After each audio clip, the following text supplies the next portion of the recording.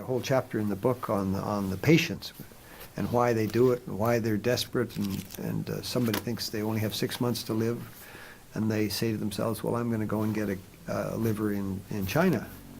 And all these operations are often terribly badly done. The doctors in China won't give any charts now to come back with the patient because they don't want their names to be on it.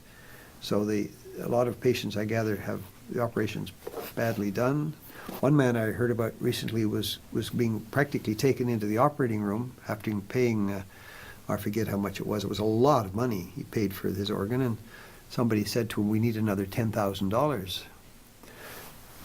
So the man, I think, produced the $10,000, and but it's pretty hideous stuff. It's clandestine. There's sort of back corridors in these hospitals. It's just, from what we've heard from people who've gone through it, it's a very sordid process. And you come away with no information to take back to your doctor for aftercare where you came from.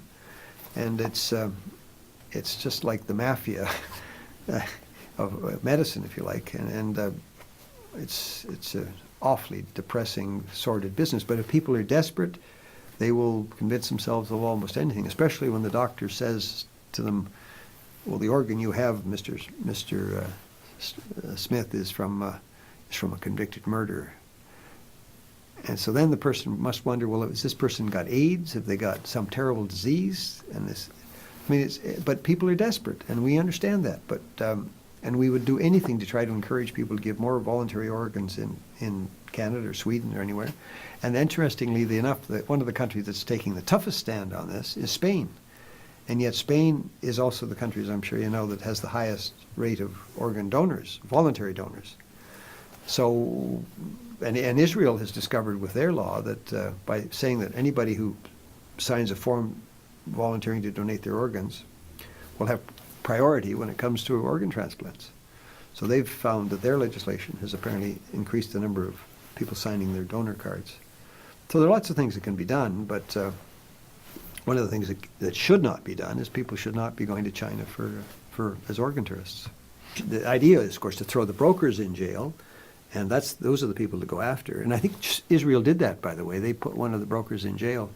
And once the brokers are out of business, then people don't even know how, even if they want to go, don't know how to access the means of going to China. So the people who really go after the brokers, and these people are unscrupulous people that should be put in jail, in my view.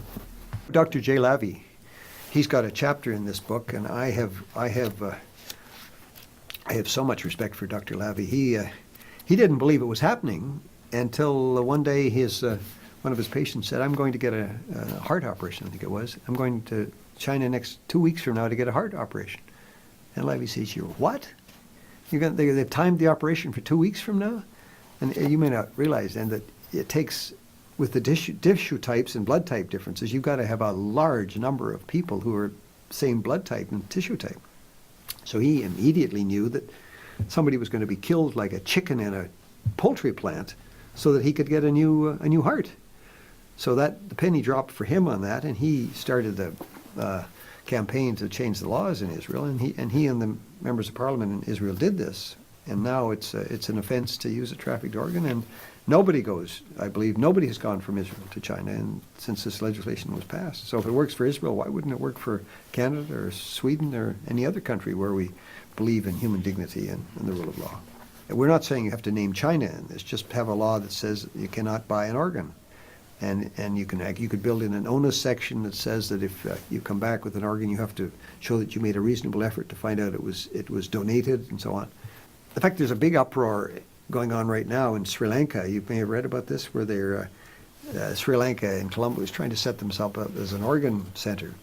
And there's a considerable worry that the Rajapaksa government in Sri Lanka may start to use the same methods as China. Certainly the Rajapaksa government in Sri Lanka is far too close, in my view, to the government of China, and they may see this as a chance to make money as well through similar methods. Up to now, Sri Lanka has only been using organs, or one kidney, for example, bought, I gather, in some cases in India. But there's a danger that we get onto a slippery slope, and then other countries which don't have the rule of law or don't have respect for human beings could end up doing the same thing.